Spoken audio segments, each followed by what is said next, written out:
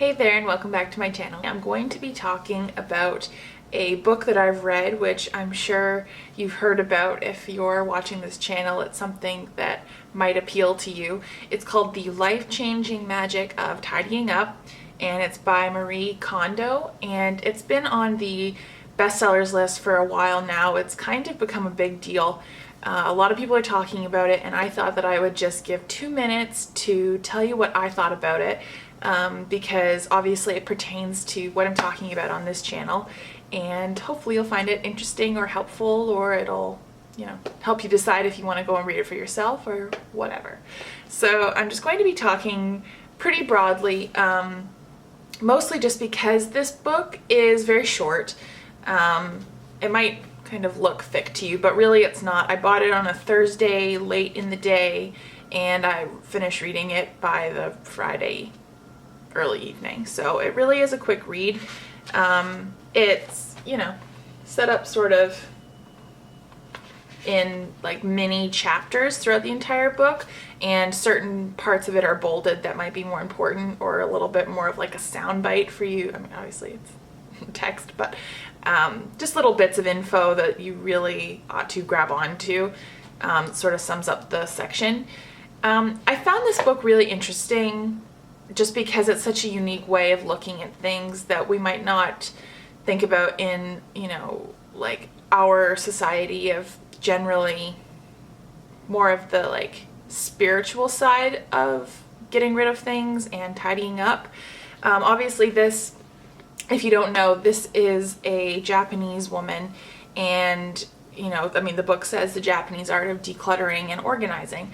So there is a heavy focus on making sure that you're connected emotionally and sort of spiritually to the items around you, which I have mixed feelings about for a few reasons. For one, I do find that I don't naturally feel that way about items. Like, I don't look at one of my books as an actual being where I need to thank it for giving me information. Which is kind of what Marie is talking about in the book. She does things like thank her clothing for keeping her warm or covered, thanks her bag for holding her items throughout the day, things like that, which, I mean, is a totally interesting idea, and I think valid for a lot of people and might be helpful to whatever you're hoping to get out of that. I did have a little bit of a hard time understanding why I would benefit from that. So I don't know if I'll be trying that part of things. But a big part of what the book tries to tell you is that you should only keep things around you that spark joy. So, for example, if you have a bunch of clothes that you never look at and just cause you stress when you look at them, get rid of them. Which to me makes total sense. That's kind of what I'm doing already. So that part definitely spoke to me because I already have implemented that. I don't want stuff around me that doesn't cause me happiness or, is a great use to me. So I totally believe in that part of her teachings. However, there are some issues in that the method necessarily that she goes through, which is say you want to get rid of a whole bunch of clutter that's in your living room. Marie doesn't think that going room by room is a good choice. She actually says that you should definitely not do that because you're doomed to failure.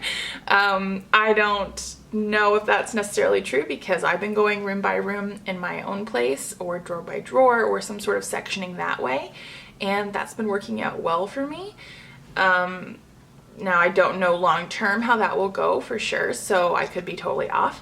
But Marie thinks that a better idea is to go through say